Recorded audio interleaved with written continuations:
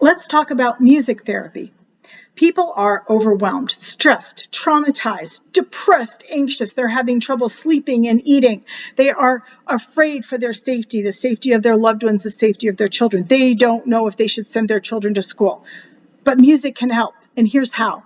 There's this really cool strategy where whatever you're feeling, down, depressed, anxious, sad, frightened, traumatized, find some music that matches that mood. And then the next song, make it just a little bit lighter, a little bit brighter, a little bit more uplifting. And with each song, increase the positive quality until finally you're listening to music that feels uplifting, that is inspiring, that reminds you that there is hope for all of us for a bright and compelling future.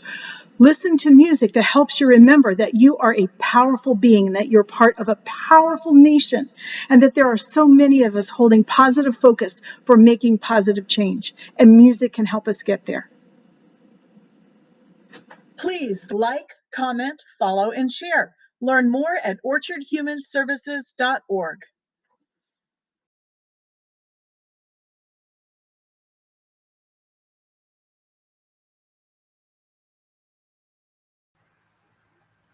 The new National Suicide Prevention Hotline has been launched. Dial 988 for suicide prevention support. Please share this critical information with others.